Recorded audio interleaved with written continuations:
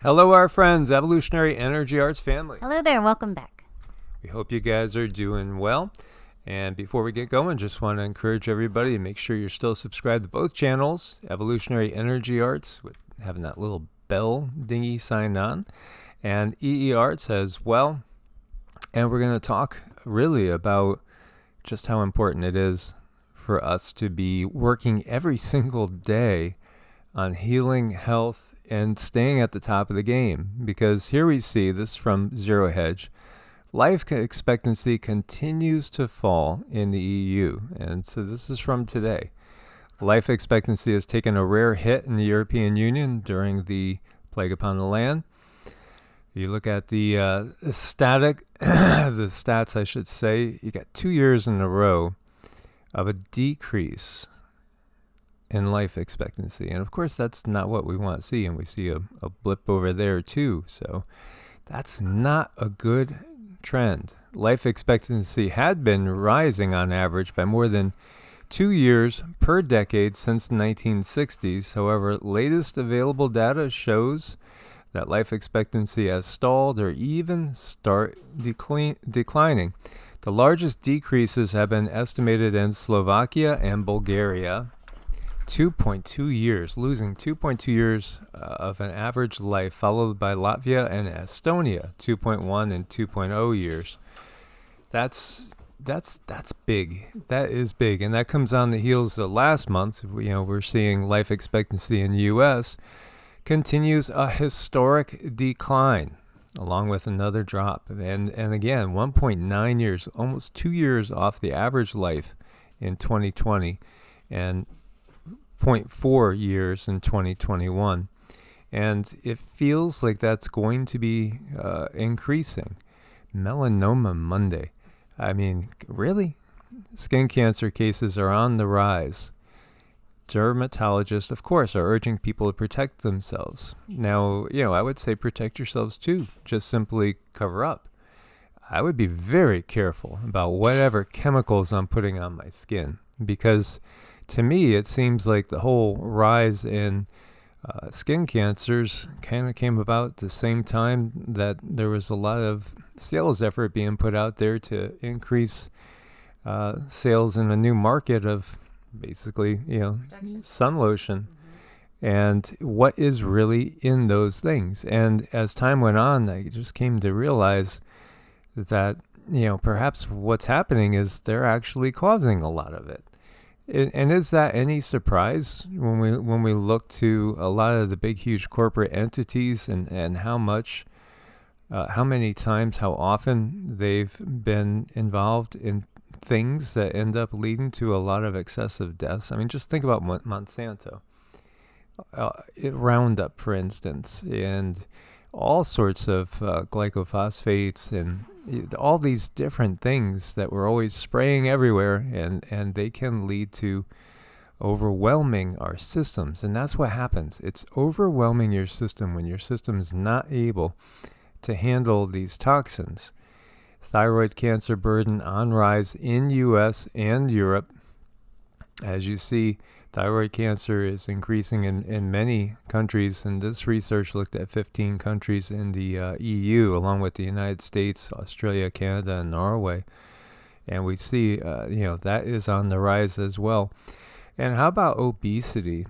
When we look back to how humans were in other times, when we get outside of this modern era where we sit more than anything else, and we're plugging into a virtual reality, and so many people are going to be eagerly plugging into a metaverse soon, and we're not getting exercise, and we're not out there in the fresh air. Well, as fresh as air can be when there's stuff sprayed over our heads all the time. That's pretty obvious. Obesity, no wonder it's so huge. Between 2017 and 2018, the U.S. obesity prevalence was 42.4%. I mean, you're working on about 50% of the population. Close to 50% of the population is obese. Obesity is one of the leading things that's directly related to death, premature death. Obesity-related conditions include heart disease, stroke, type 2 diabetes, certain types of cancer. Absolutely. One of the first things to do as far as like, am I achieving my optimal health, is to look at that. And you could look at your BMI, which is your basal metabolic rate, and there are calculators. Now, of course, if you have a higher than typical muscle proportion because you're an athlete, maybe you're, somebody that's trying to gain the muscle mass, not all BMIs are the same. So if you are, say, 6 feet tall male, and let's see, what do you think? Most guys 6 feet tall, maybe 190, you would think that somebody's probably pretty athletic. Well, you know what? Your BMI is actually high. But that's the world we live in. Now, again, you might be in relatively good shape because it is all relative. It's relative to what we're looking at.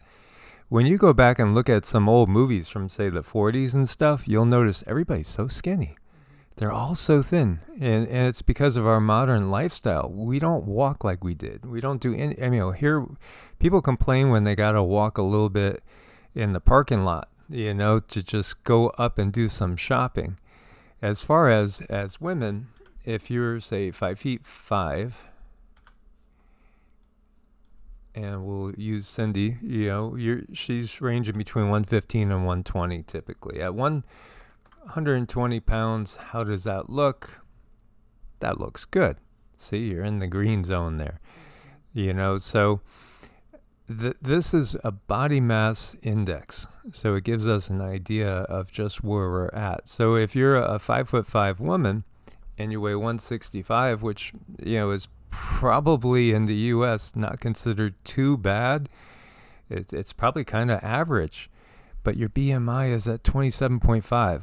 So right away, life expectancy is decreased. All sorts of health issues, the chances of that go way, way up. It is super critical to understand this. Obesity is a very, very common, serious, and extremely costly disease. It is, and you pay in many different ways. You pay by a shortened lifespan. You pay with medicines. You pay with doctor's visits. You pay with the gas to get to the doctor's visits. So all in all, when everything is said and done, it's a lot easier to change your habits, change your diet. And also look at yourself in a mentally healthy way as well, because a lot of things that happen in life can really harm us and have us kind of back up the energy. And when the energy gets blocked or backed up, that's usually when the weight comes on. So it's very important to be emotionally sound or always healing your emotions and traumas. And the reason why we're bringing this up right now is really from the guides, because they've let us know that we have to be at our very top game, physically, emotionally, mentally, spiritually, to survive these times. The time period that we're in now, people are getting stressed. They're way more stressed than usual. And every time we're stressed, we're getting into the fight or flight side of thing, and we have serotonin production, which leads to an increase in everything that's going to be causing disease in the body. And so we want to avoid that as much as possible. Again, mind-body exercises are fantastic. You can't underestimate how good they are for you. Things like yoga and Qigong, Tai Chi, meditation as well is very, very important in these times to shift ourselves out of the stress-producing side of things, which causes inflammation. Inflammation is the source of almost all dis-ease, ultimately. But again, we can't control so much just by controlling what and when we're eating. It's just amazing, really, what can be done, how simple it is, and we could actually save money when food prices are going through the roof. So when we look over to the EU, there's some pretty scary numbers there too. Proportion of overweight adults in the EU varied in 2019 between 37% of the population in Italy and 58% in Croatia for women, and 53% in France, and then 73% in Croatia for men. For whatever reason, Croatia has a ton of people overweight. The age group 18 to 24 presented the lowest shares of overweight population. That's good news. But they typically are a little bit more active, typically. Should be, traditionally. In the EU, while those aged 65 to 74 had the highest shares. In 2019, the proportion of women in the EU considered as being overweight fell with increasing education level. Yes, it's understanding. This is also part of the problem. Like when you look to some of the states that always end up on the list, and these are states that I really like Mississippi, for instance, Louisiana, you see, and say West Virginia, you see very high levels of obesity. And often there's poverty that goes along with the obesity because, again, it's way cheaper to go eat off the dollar menu than it is to buy an organic salad somewhere. Organic food can be very expensive, real expensive. I saw a flat of organic blueberries that were $8. You know, that's not cheap. And I'm used to spending $5 for organic strawberries. And you know, again, that is not cheap when you could go and walk into any of the fast food places and spend that same $8 and you could get an entire meal. But you gotta think in terms of, what am I really putting in my body? Am I shortening my lifespan? Am I clouding my brain? Am I clogging my arteries? This is a new study out that says the end of dinner. Landmark study shows eating only during daytime could add years to your life. Eating primarily during the day instead of at night could be the key to new, longer life. So says research. Researchers from the University of Texas Southwestern Medical Center say it's not only what you consume, but when. And their study found that cutting down on fatty and sugary foods and having meals at the right time increased the longevity of mice by 35%. Now, for mice, that was mice eaten at night because that's when they're most active. And when you're talking about fatty, we shouldn't make a blanket statement like that, because it's naive. It's totally erroneous to just look at all fats as being the same, like the fats off of a burger, for instance, or the fats out of an avocado or from coconut. They're totally different things. I mean, so different to the fact that one is going to harm your body and the other one is going to bring back health. And a lot of times when we fall into a negative diet where we're eating processed foods and fat, we might be gaining weight, but we're actually nutritionally depleted. So because we're not getting the good fats, and the good fats are good for your hair, for your teeth, for your skin. All of those things need the good fats. And if you're getting the bad fats, well, guess what? It's going to take away from all of those things as well. Absolutely. And this is stuff that, I've loved to harp on forever. I was a fat little boy between 4th grade and 6th grade that got picked on all the time. And so it ended up driving me at the end of 6th grade to go buy a weight set, get the exercise equipment with my bike route money, and then join a karate school. And it changed my life because, I went from being, this pudgy little kid to being basically lean and active for most of my life past 12 years old. And it's just, I've been an exercise junkie ever since for the most part. And, this is part of our purpose is overall health, teaching people about overall health, of which the spiritual components is a big core. But I have been certified as a personal trainer and certified in nutrition as well, and licensed as a massage therapist, and gone through a wide variety of different schooling for different things that are all kind of mind, body, spirit related. So it's from experience, and I have trained many people, and helped people with their diets as well. Although that's not our main focus now, it's still something that we both care about a lot. And Cindy is like a poster child. I mean, she was at her peak. She is about 5'5", like we're using that example. And now she runs between 115 and 120, but you were as high as like 185, or is that about the highest? Probably even a little bit more. I know at one point the total pounds lost was like 70 pounds. And because of a lot of emotional trauma, because of a lot of life trauma, that's how the energy gets backed up and it's not able to process. And also a bad diet when you are a mom and you're trying to get everyone fed. You are working, you are running the house, you are taking care of everything. Where does that time come in for yourself? And that's where things slid backwards until I discovered the energy work, the tuning forks, all of these things, bringing myself back into health. I lost way too much too fast. So I had some issues with that. And I had to kind of rebound because my body just got totally depleted. It happened so fast. I didn't mean to do it fast. It just happened fast because when you're doing the energy work and the alignment and you're putting yourself back in order, sometimes if you're not doing what you're supposed to be doing, the body's just going to tell you while you're doing energy work, okay, you have to stop that.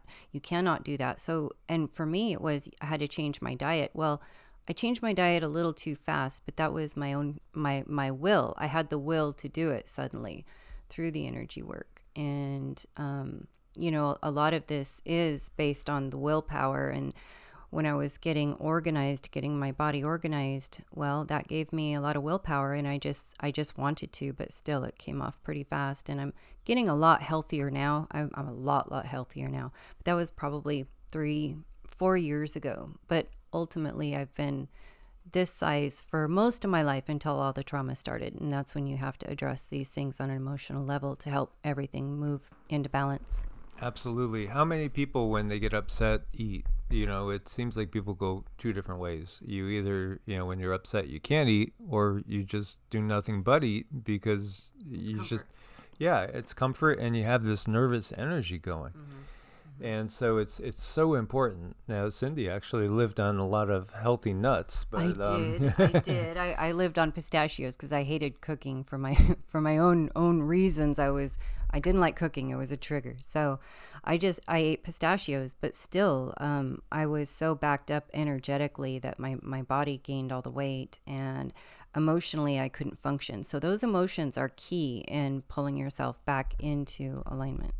Yeah, and there are even healthier nuts than pistachios, yes, and cashews and the like. And again, then we could get into the mold issue too. So you have to be careful you're eating stuff that's fresh and not moldy. As our systems could be overwhelmed with mold. And it makes me think about India. And all of a sudden, all the people that had the plague on the land that were showing up with these crazy mold issues. Again, when our immune systems get compromised, then we're just weakened to everything. And one of the things that can really weaken our immune systems is taking in these horrible sources of not nutrition but calories. When you look at what's the nutritional value of really any of that fast food out there, it's very little. You're looking at macros, and we need to be looking deeper into the micros as well. And we're going to touch base on how everything we were taught was kind of inside out and upside down. So this study again showed that longevity of mice can be increased by 35%. That's huge. That's enormous. So if our life expectancy, as we've been seeing, has been decreasing, and say again, if you're at 80 years of age, that's your life expectancy. If a human could increase it by 35%, that would be enormous. We'd be on the other side of 110 or 120, somewhere in that range. That's a huge. And then the thing is too, it's the quality of life. When you have inflammation raging throughout your body, there's a lot of pain. How can we lower inflammation? Well, again, it's really diet and exercise and exposure to certain things. So here they're talking about eating during the busy time of day where you're going to burn the calories.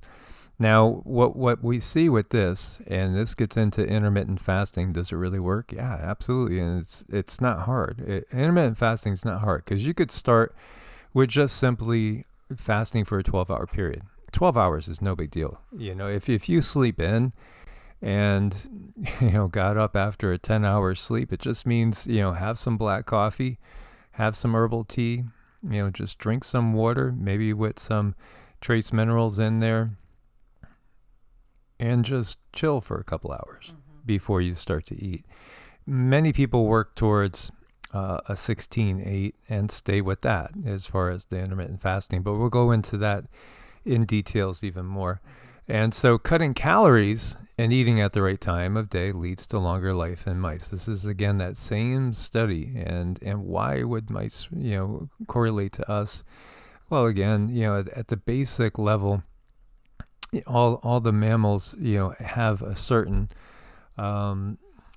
biological response that will be similar over time. But yeah, there's been many studies done on humans as well, countless studies on humans that show that this is the case. Actually, in the yogic tradition over in India and in Tibet and Nepal and other areas over there, and in the Buddhic monk tradition, it's very typical for people to just really have one meal towards maybe like 5 or 6 o'clock, and that's really it. That's all they eat, and they do fine.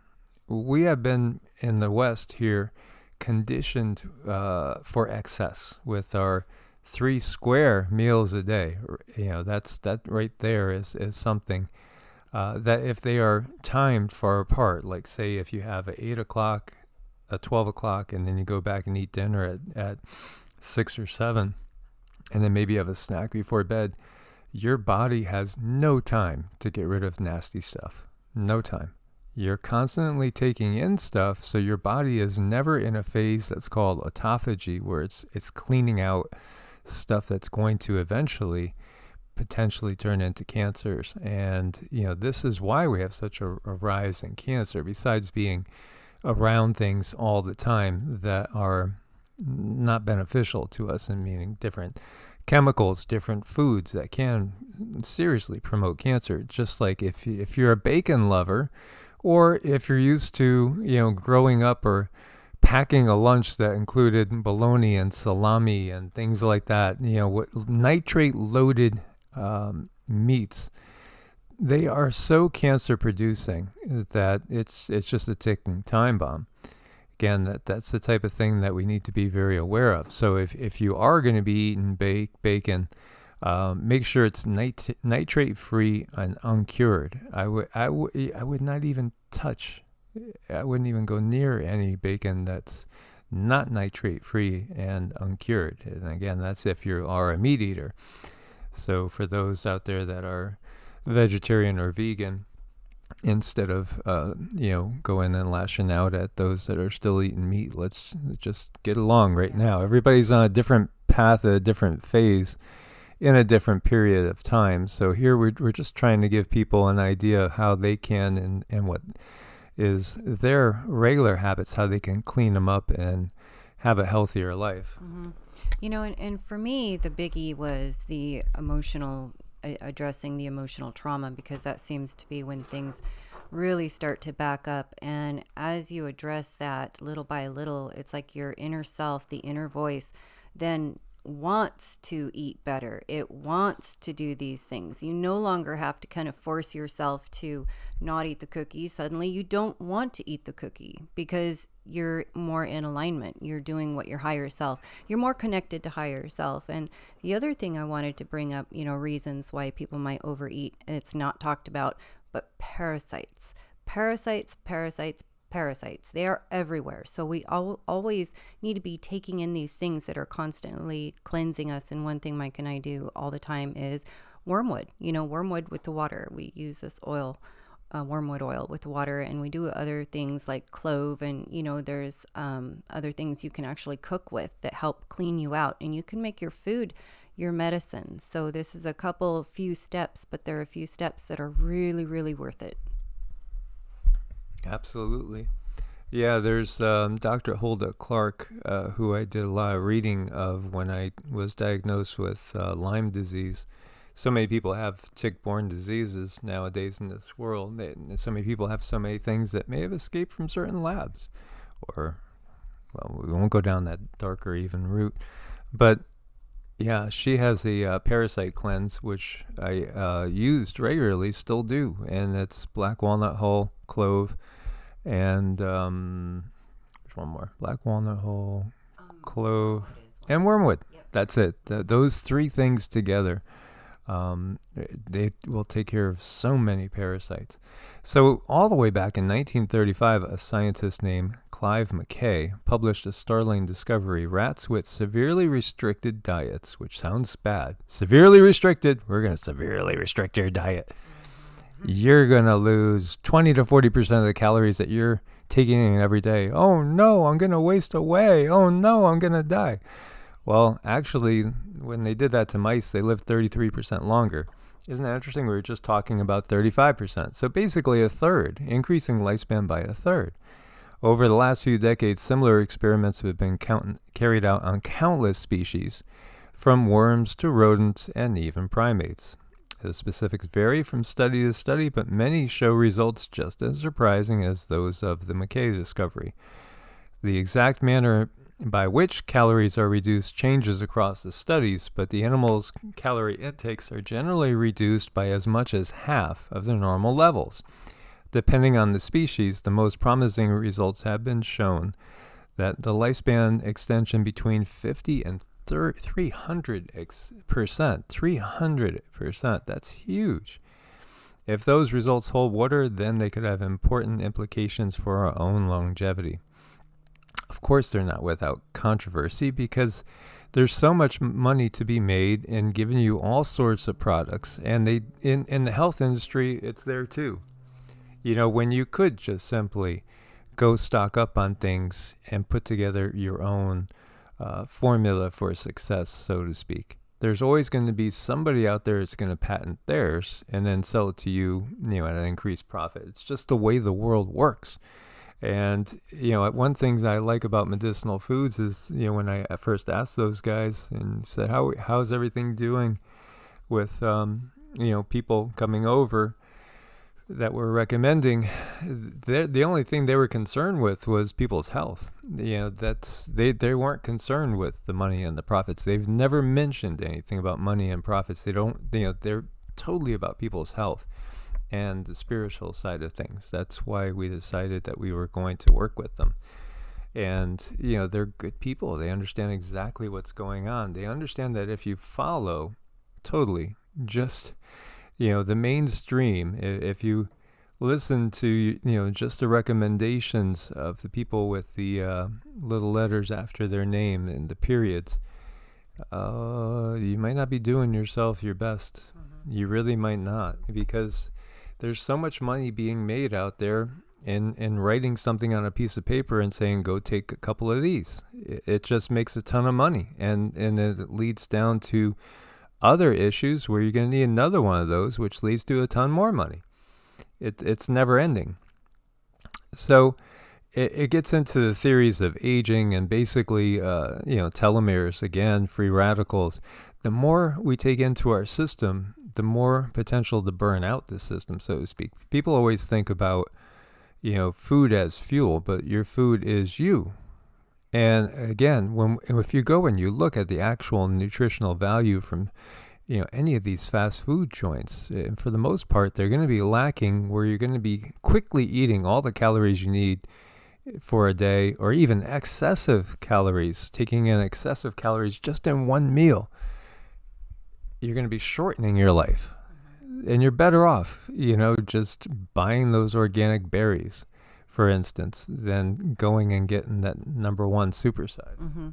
And always keep in mind, it's at least a 1-2 punch. It's the 3D side of things, but it's also the emotional side of things. And once you start addressing those traumas, that's when things are going to change, when you're able to processing emotions. We work on many people, and every now and then someone has what I call, it's a cleansing crisis. And because we have processed a lot of emotions in their body during that session, they actually purge. It has to be purged from the body. And you wonder, what does that look like? Well, you can get quite a tummy ache, and you can have to go to the John a lot, and that's what that looks like. But it's your physical body actually releasing what no longer serves it. And that's usually a lot of emotions that have been pent up and they're now stored inside the body. So it's really, really good to get yourself in alignment and process as much as possible.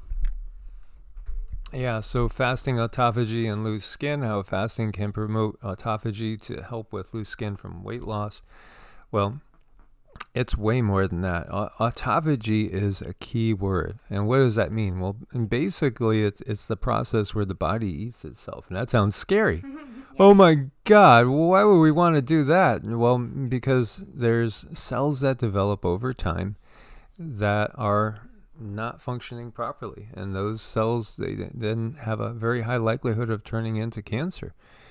Between cancer and heart disease, those are the number 1 and 2 killers, or they have been traditionally. Things, and well, we could go down that whole route of how things are listed and under what category they're putting things, and that's one we shouldn't do right here, right now. But basically, again, it's all related to diet and lifestyle, and then exposure to toxins, and so. When we are in a state of not taking in any more toxins, start to realize that every time you're eating something, you're taking in toxins. You might think, but wait, I just had a nice healthy salad and there was some lean chicken on there and stuff, but there's still always toxins. There's always toxins in this world. And also it just creates the metabolism and everything is kicking in, and you're in a state where you're not cleaning. Again, like if we look at the two sides of the autonomous nervous system, it's a two-way switch. So you're either in rest and digest, or you're in the fight or flight. It's one of the two. Same thing with the body. When the body is metabolizing and you're in that catabolic state, it's one side of the coin from when we are in that state when we're building. So you need time to let things cleanse, and we just don't give it time. Like we were saying, again, if you ate a breakfast at 8 o'clock, you ate lunch at 12 or 1, and you eat dinner at 6 or 7, have a little snack before bedtime, you're never going to give your body enough time to clear out the cells that could become cancerous and cause a problem later on. So by fasting on a regular basis, and it could be just the 16-8, which is the easiest form, or one of the easiest forms that actually does give you results of intermittent fasting. So say you ate your first meal at 10 o'clock and your last meal at 6 o'clock. That's not hard. You could have 3 meals. You still could have 3 meals. It's not hard at all. And you could do it. It's not that difficult, really, to get into. And you could go from there, and it'll have a lot of benefits. It improves health and longevity overall. And again, this is another Harvard study. Shows how intermittent fasting and manipulating mitochondrial networks may increase lifespan. We could live much longer than we do. Much, much longer. This is from NIH, caloric restriction, CERT1, and longevity. And there's been so many studies done. I mean, literally, there's hundreds, if not thousands, of studies done that say basically to live longer, just simply you really got to eat less. Yeah, take in less calories, eat less frequently as well. Cell death and differentiation, autophagy and cancer, moving from understanding the mechanism to improving therapy response in patients. And this is from PubMed. And autophagy allows for cellular material to be delivered to lysosomes for degradation. And again, it's breaking down. What does the body first break down when it needs to break down something for fuel? The first cells it breaks down are cancerous cells and cells that are not functioning perfectly. Mm-hmm.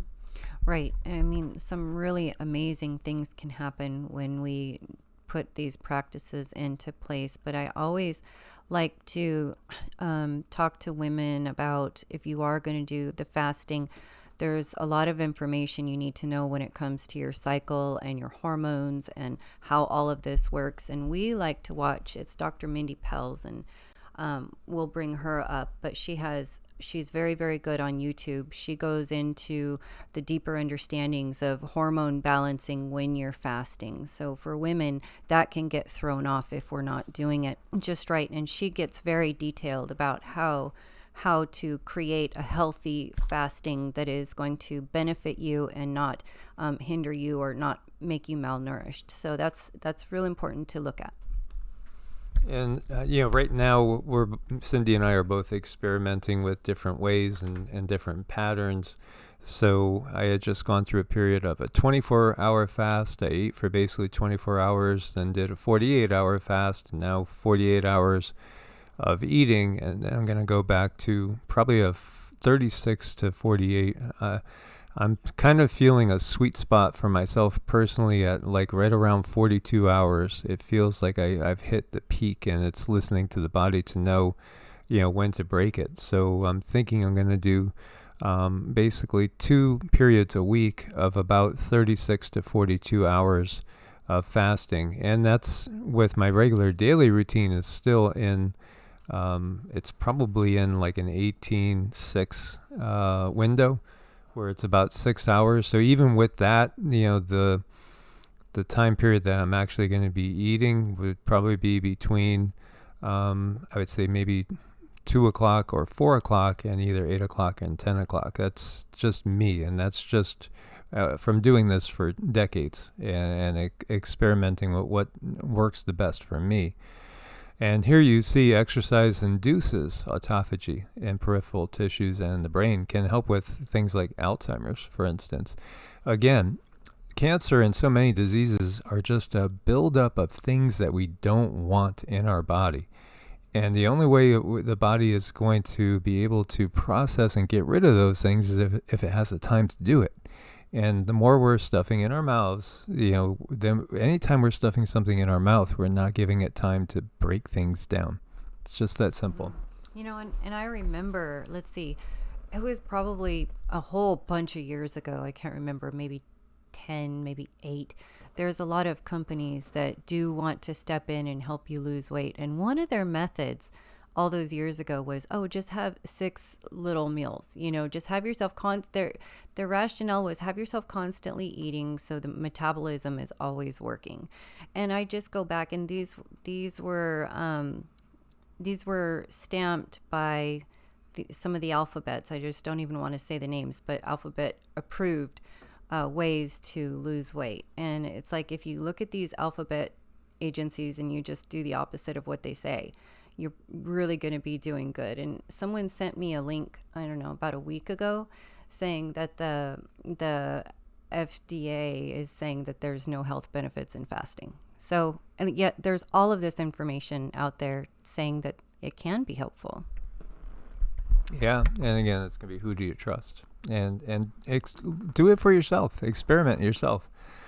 And again, of course, in this world, we have to say, check with your MD, who probably has, 10 hours of nutritional study under their belt, maybe. Who knows? Because, it's not what they're geared towards. And you could look in your own state to see what their licensure entails as far as the amount of hours of this and that. Again, too, part of the problem is compartmentalizing and breaking things down and looking at different processes without taking into effect the whole. They don't take that holistic approach that an ND would. A naturopathic doctor would always be my first choice. If I needed help, I would look to a naturopath. So whenever we have questions, we call Rosemary, who is a naturopath from Australia. She's a dear friend. And so that's who we lean on for information. And I've had 2 other amazing naturopaths in my life, over the course of my life, that gave me so much information and understanding. And it was just a mind-opening experience to be involved with these people that have such a wealth of knowledge. And one of them was basically also an herbalist. Actually, they both were herbalists, but one was a doctor of traditional Chinese medicine, and that was just a great background. But exercise can induce autophagy in multiple organs as well. So when we look to developing a good system, one of the things I found to be the most effective was getting up in the morning, having my black coffee and getting a workout in on an empty stomach. Again, everybody is different, and if you can't fast for any prolonged period of time, even 12 to 16 hours, and you find yourself dizzy and shaky and wobbly, chances are you're really, really toxic. You have a huge buildup of toxins, and very possibly also candida in the body, because so often we take in too many simple sugars, and those things are just simple sugar is what cancer feeds on, and not only cancers, but again, things like things like different bacterias, and having that excessive candida in the body will lead to inflammation. It'll lead to brain fog, and just so many conditions. So this is into triggering autophagy, which we can do through intermittent fasting, and fasting also, exercise as well, caloric restriction. I mean, these things all go together. Studies indicate autophagy can decrease systemic inflammation. And again, all doctors in the know will tell you that disease, it's tied hand in hand with inflammation. Prevent neurodegenerative diseases, safeguard mental health, increase longevity, suppress tumor growth. Yes, because it's breaking them down consistently. If you are eating, say, in a 4 to 8 hour window every day, then you have a lot of time when your body is breaking down tumors. It's just that simple. Support maintenance of a healthy weight and remove excessive skin. And over here, this is another article. Does it play a role in disease? Absolutely. Although autophagy is a degradative pathway, it also participates in biosynthetic and secretory processes, given that autophagy has a fundamental role in many essential cellular functions. It's not surprising that autophagic dysfunction is associated with a wide range of human diseases, and this is all about our lifestyle. The fact that, yes, in this time, it's wonderful. We could go to the store and buy anything we want at any time. Well, not now, but before we could. Maybe the last 6 months are getting a little bit challenging now. But, that was a boon, but it was also something that could bust us at the same time by excessive intake and just not giving the body time to break things down. The old food pyramid, right? I mean, this was so inverse. Bread, cereals, rice, and pastas. Simple sugars, basically. 6 to 11 servings. Yeah, that's going to lead to a lot of diabetes. And it has. It's rampant. It's going to lead to a lot of, estrogen dominance. It's going to lead to a lot of adipose tissue. And this is what they were recommending. It's going to lead to a lot of health issues. And so now they have this healthy eating plate concept. And, 50% or better. Make half or better of your meals veggies and fruits, and different colors again as well, because each color is a frequency, and it also has different health benefits. So you could see we've been doing things totally wrong. As we learn more, they have to give us more truths, and healthy proteins. A lot of people are realizing that everything we were taught growing up in the, say, 60s, 70s, 80s, even 90s, absolutely wrong. Mm-hmm. Right. Yeah. It's just so amazing how information changes. And I can always think about the poor kids who went to school and they probably got really bad grades because they put down natural, intuitive answers, but for policy and procedure, it was the wrong way. So our educational system, everything is constantly changing, and this is a world where you almost have to figure everything out on the fly, and that's where we try to help you guys as much as we can by giving you our own personal experiences, because that can go a long way, and that's what life is about. It's about going on these journeys and then sharing your experiences with other people in hopes that, well, maybe they'll have a better outcome or a quicker outcome than you did because you had all these struggles. But this is how we really help each other and reach out and work with other people, and just by sharing our experiences. It's really, really important, and it's beautiful. So again, what happens to your body when you don't eat for 16 hours? It stabilizes the insulin levels, may prevent or even reverse diabetes. And, again, people with diabetes and blood sugar issues, which again, when you're looking at the vast majority, it's all induced by our lifestyle. Gives you more energy.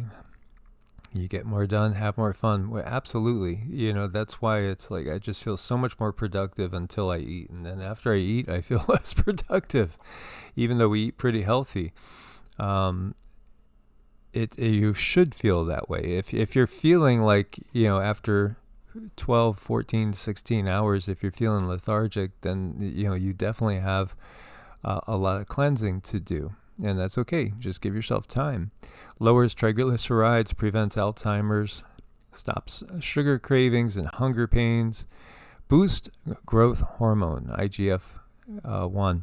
Yeah, you could boost human growth hormone, which has its own benefits. Absolutely. Dramatically reduce risk of chronic disease and obesity, reduces free radical cell damage, and better brain health. And so we can see here 10 benefits that we're talking about again. There's so many benefits to intermittent fasting and caloric restriction. They go hand in hand together. And when you look at it by the hours, 8 to 12 hours after you've eaten your last meal, your body is in the post-absorptive state. Last meal is still in circulation in the body, not optimal for fat burning. At 12 hours, your body's entering a fasted state, just starting to. You are at the very edge of fat, entering the optimal fat burning zone. Human growth hormone levels are rising to add in muscle growth. You are not yet really burning fat though. At 16 hours, your body's in the fasted fat burning zone. High levels are high and great time to exercise to lean muscle. You're at the tip of a fasting sweet spot. 18 hours, your body's ability to burn fat's growing exponentially. You are well into the sweet spot. By hour 20, your body is a fat-burning machine now, and your high levels are skyrocketing. Great time to work out to build muscle. At 24 hours, your body has reached the peak of fat burning and that sweet spot. And then when you go beyond that, you can see one of the other things is we stop. You have no more glycogen reserves. Glycogen stored in the muscles, and that's just basically blood sugar. And what happens is you start burning ketones. Where are the ketones? They're locked up in the fat. So you switch over to burning fat.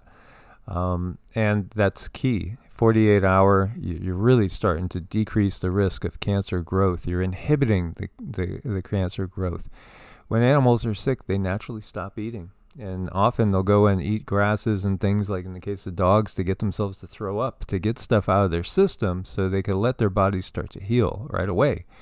72 hours, then you have stem cell growth really going in too. So if you can work up towards that, and that would be a water fast with black coffee and herbal teas, that could be amazing for you. But again, work up to it. I think the easiest thing to do is to start out with the intermittent fasting. And people have talked about dry fasting, which I'd be a lot more careful about, but there have been people that have had amazing results with that as well. But we're going to recommend a couple of experts at the end for you guys to go deeper.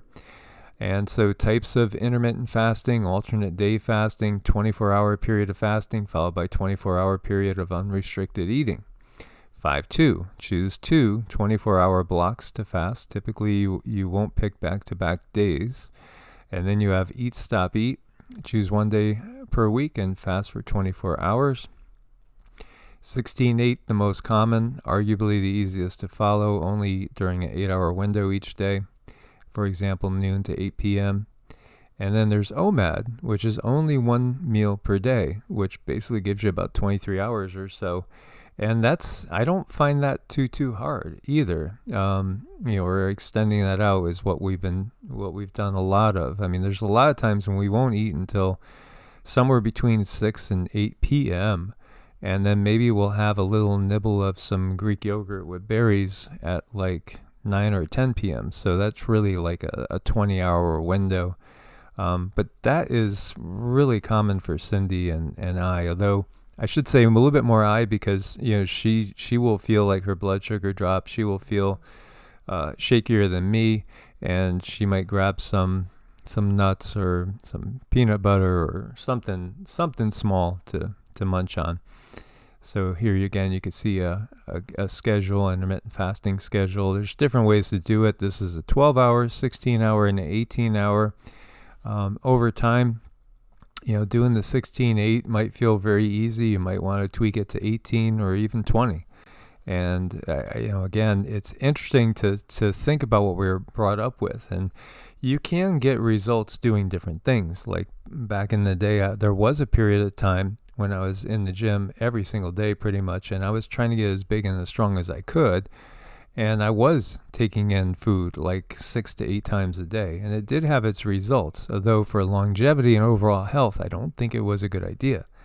It did result in a lot more muscle mass, and I was able to hit some personal goals at the time, which in retrospect, looking back, I wish I didn't have those goals. That's the thing of youth, though. When we get older and we realize, wow, all those 400-pound bench presses, they really hurt my joints. If I didn't do that and I stuck with more the martial arts side of things, I probably would have a lot more spring than I do now, because the only things that really hinder me now is when I ruptured 2 discs after squatting 500 pounds free weight for 12 reps. And, that egoic thing, which it really was nothing but ego, has led to so much pain and suffering over the years at various times. Although I did not get my back fused, I did not do anything with traditional medicine. I did go for therapy, and I did see an orthopedic surgeon, got his recommendations, and instead I did energy work on myself and things like just decompressing the spine by hanging upside down on an inversion table, and that worked pretty damn well. And so I've avoided being cut into. I've never been cut into, and want to keep it that way, because there's always alternatives. They don't want you knowing that, because again, it makes for a very, very big payday. And so here's 1 to 2 weekly, 24 hours, different ways that you could figure out how to schedule it for yourself. And I'll look at alternative day fasting as well. So, and this is a 36-hour fast. So we just hope that this helps you guys. 2 of the people, again, that we highly recommend, Dr. Mindy Pelz. She just covers every single thing you can think of, everything when it comes to fasting, and it gets into real detail. She's a wealth of information, and I saw the other day she was saying she's got over 600 videos up now. Yes, most definitely. Check out Dr. Mindy, and this is Thomas DeLauer, who I follow for years. And, this is somebody that looks like a bodybuilder or a male model, and yet he does it with fasting constantly. And even in the gym in a fasted state, still building muscles. And, again, it all depends on our goals. It sure does. It's, if you want to feel better, you want to do better, and just all around have more energy, then it's something that you can definitely implement. And let's see. I I was just going to, again, if you want to check out some healthy options, go check out Medicinal Foods. We do want to thank everybody that's supporting us on Patreon and Ko-Fi. We couldn't do it without your help there. Medicinal Foods, use coupon code EEA and you get a discount, and it does also support the channel. There's just so much stuff there that can help you boost your immune system, help you to get through a detox, and some a little bit more healthy splurges, so to speak. As always, guys, much love. God bless and namaste. Namaste.